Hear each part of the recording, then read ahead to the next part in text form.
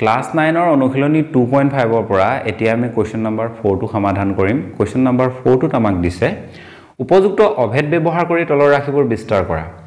এনেকুৱা কোৱেশ্চন সমাধান কৰোঁতে আমাৰ অভেদটো সাধাৰণতে মনত থাকিব লাগে অভেদটো যদি আমাৰ মনত থাকে তেতিয়া আমি সহজতে উত্তৰ উলিয়াব পাৰোঁ কিন্তু এই কোৱেশ্চনখিনি কৰোঁতে মই এটা এনেকুৱা সহজ পদ্ধতিত কৰিম তোমাৰ যদি অভেদটো মনত নাথাকেও তুমি কোৱেশ্চনখিনি কেনেকৈ কৰিলো হেতু চোৱাৰ পিছত তোমাৰ অভেদটো সহজতে মনত ৰৈ যাব যেতিয়া এনেকে তিনটা পদ থাকিব তাক হোল স্কয়াৰ কৰা থাকিব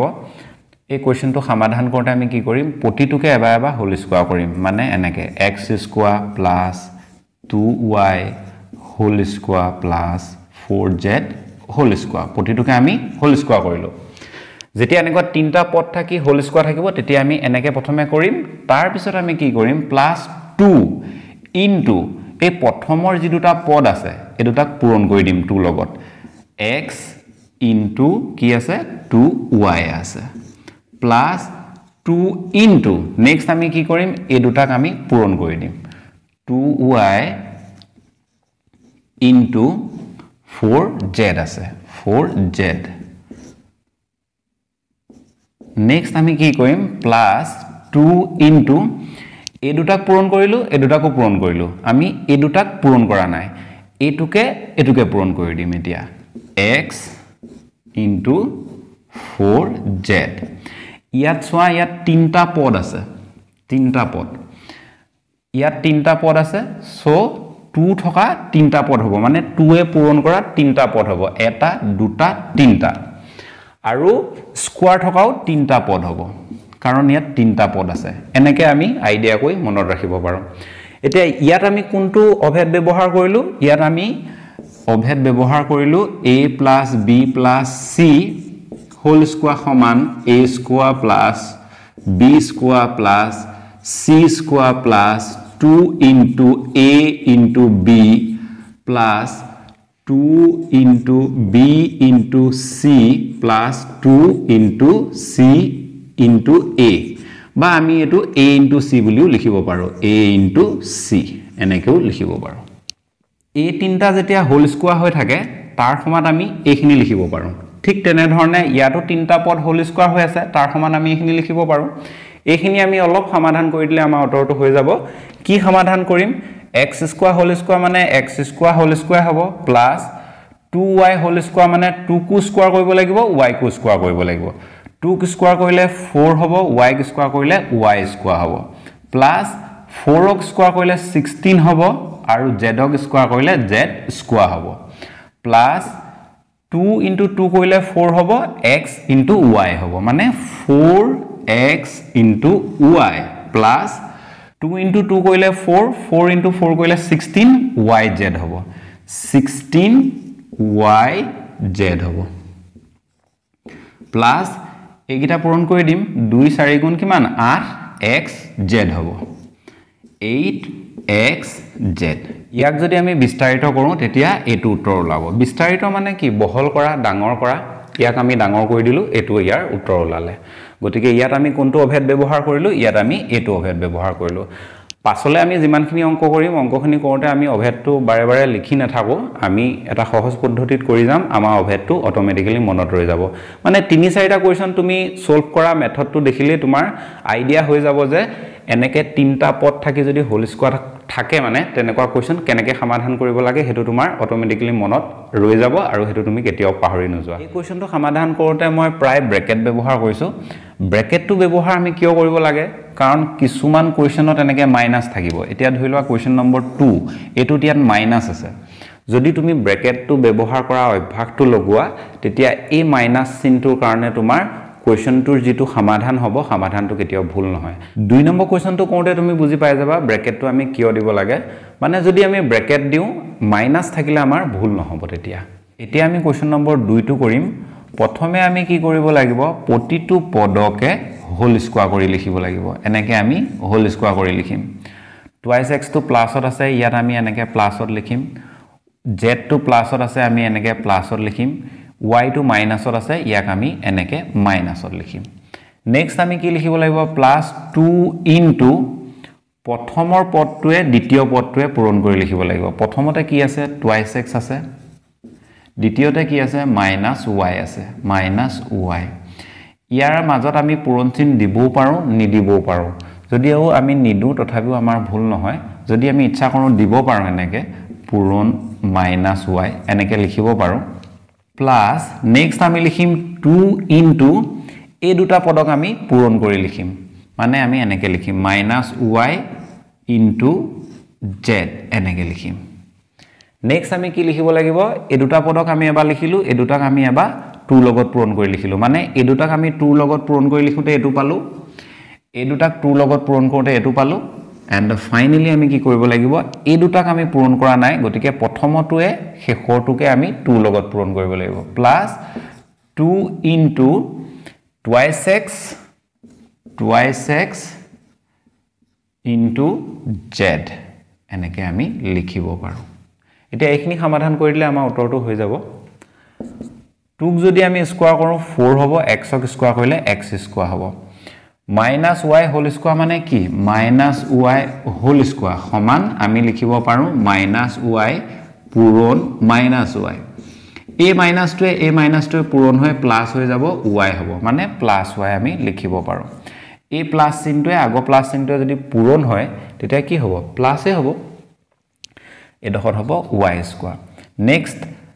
z whole square আছে এটোৰ খলনি আমি ডাইৰেক্ট এনেকেও লিখিব পাৰো z whole square মানে এটোক আমি এনেকেও লিখিব পাৰো কাৰণ এটো সিঙ্গল কে আছে নেক্সট আমি এই টার্মটোত মানে এই পদটোত কিমান ভ্যালু হ'ব বা কি মান হ'ব হেতু উলিয়াম এই দুটা যদি আমি পূৰণ কৰো 4 হ'ব 4 লগত x এটা পূৰণ হ'ব আৰু -y এটা পূৰণ হ'ব 4x into minus y এনেকুৱা হ'ব এই মাইনাস টোৱে আগলে গুছি আহিব 4xy এনেকুৱা হৈ যাব এই যে -2 আৰু ইয়াৰ আগত যে প্লাস টো আছে দুইটা পূৰণ হৈ কি হৈ যাব -4xy হৈ যাব নেক্সট এটো লগত পূৰণ কৰিলে -2y হল আৰু z টো লগত পূৰণ কৰিলে z হল ইয়াত এটা মাইনাস উলাব মানে এই মাইনাসটোৱে আগৰ যেটো প্লাস চিন হেতুটা পূৰণ হয় -2yz হ'ব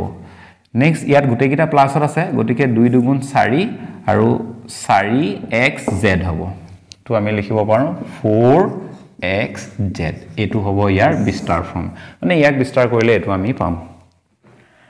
কোৱেশ্চন নম্বৰ 3 টোত প্ৰথমতে মাইনাস আছে আমি কি কৰিম প্ৰতিটো পদকে এনেকে হোল স্কয়াৰ কৰি দিম প্ৰথমে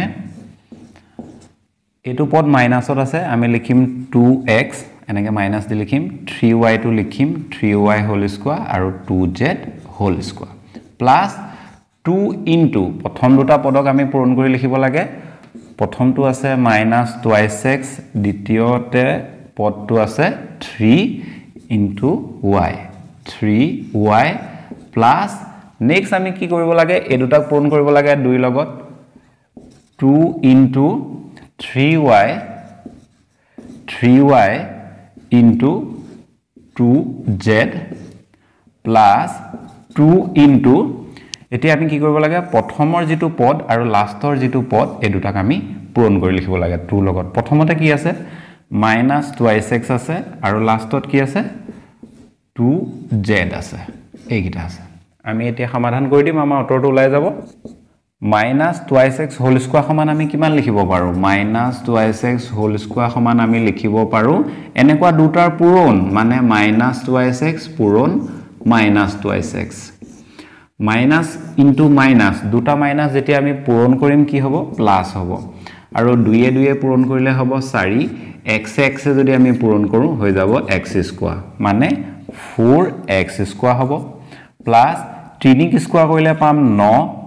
y ক স্কয়াৰ কৰিলে পাম y স্কয়াৰ প্লাস 2 ক স্কয়াৰ কৰিলে পাম 4 z ক স্কয়াৰ কৰিলে পাম আমি 4z square plus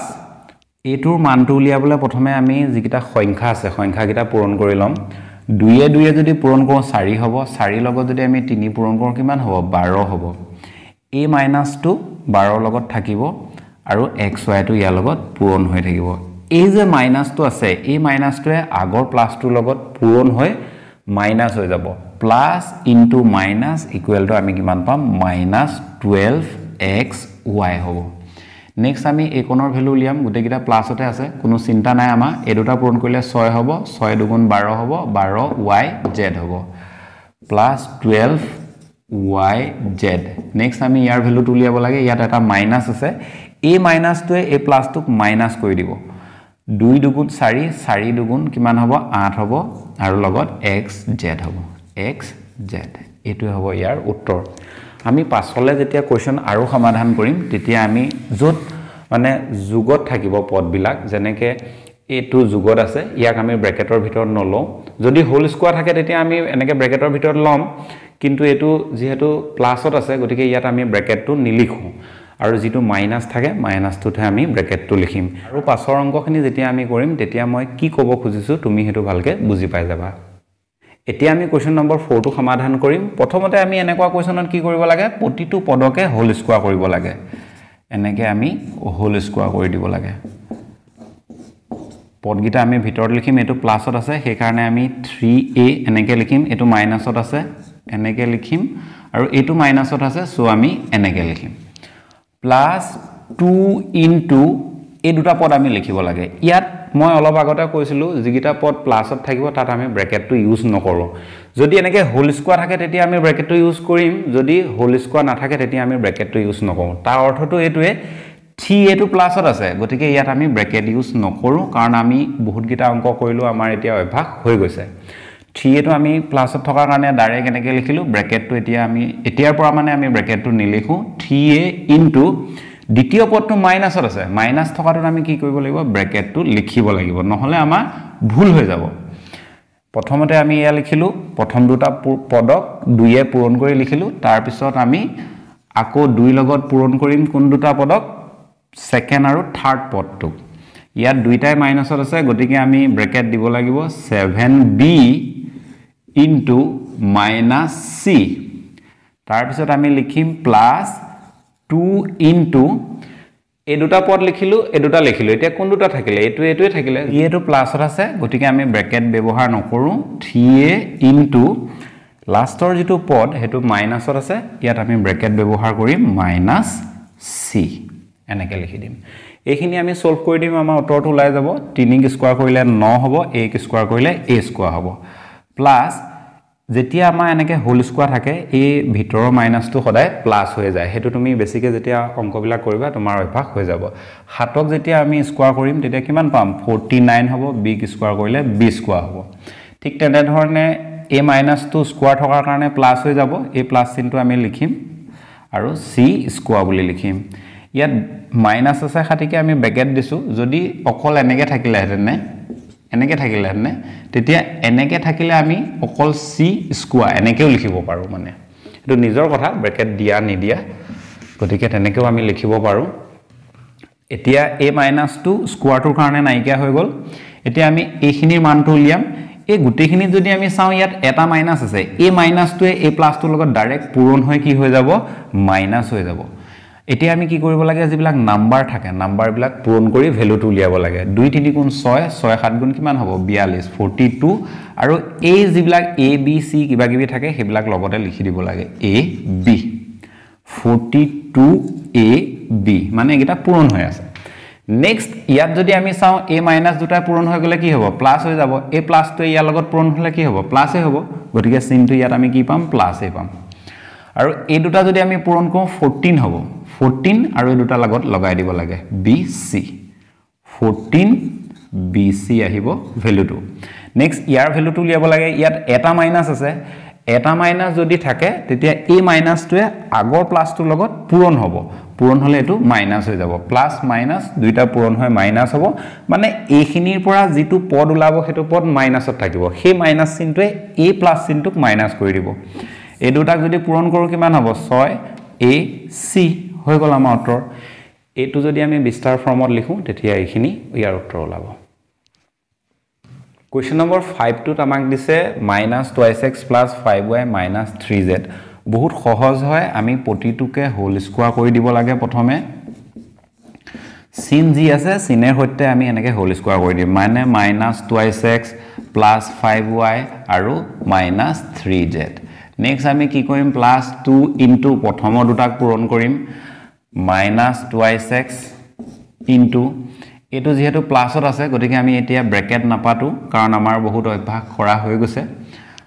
and plus 2 into এতিয়া আমি এই দুটা পূৰণ কৰি প্ৰথমে ইয়াত লিখিলো নেক্সট আমি এই দুটা পূৰণ কৰিম এই দুটা পূৰণ কৰিলে কি হ'ব 5y into -3z plus 2 into আমি এই দুটাক পূৰণ কৰি 2 লগত লিখিলো এই দুটাকো 2 লগত পূৰণ কৰি লিখিলো এতিয়া লাষ্টত আমি এটুকে লিখিব লগা আছে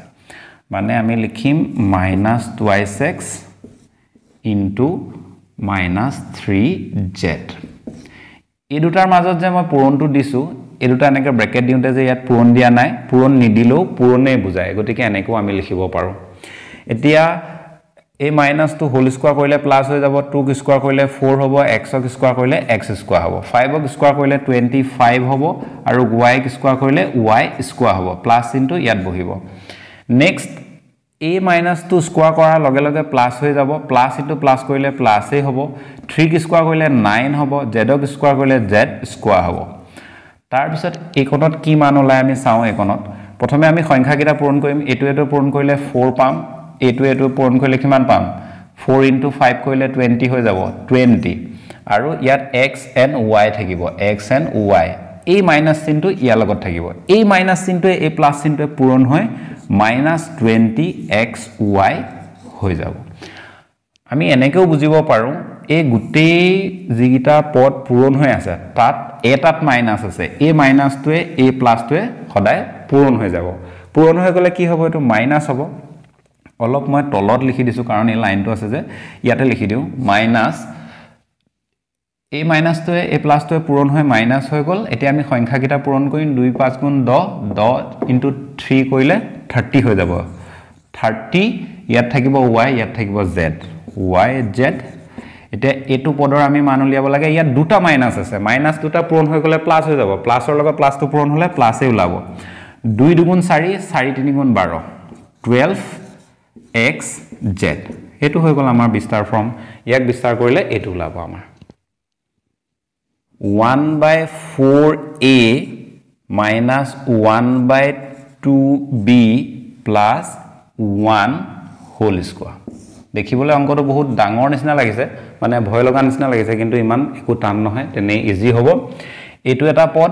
পদ দুইটা প্লাসত আছে এই পদটো মাইনাসত আছে আমি কি কৰিব লাগে প্ৰতিটো পদকে হোল স্কয়াৰ কৰি লিখিব লাগে 1/4a হোল স্কয়াৰ প্লাস -1/2 এই যেটো পদ এই পদটোক আমি হোল স্কয়াৰ কৰি লিখিম whole square plus 1 whole square 1 whole স্কয়াৰটো আমি এনেকে নিলিখি ডাইৰেক্ট 1 হোল স্কয়াৰ এনেকে লিখিব পাৰো কিন্তু 1 ক যেতিয়া আমি হোল স্কয়াৰ কৰিম তাৰ ভ্যালুটো কিমান হ'ব 1 এ হ'ব গতিকে হেতু আমি যদি এনেকেও লিখি দিও একো ভুল নাই প্লাস 2 ইনটু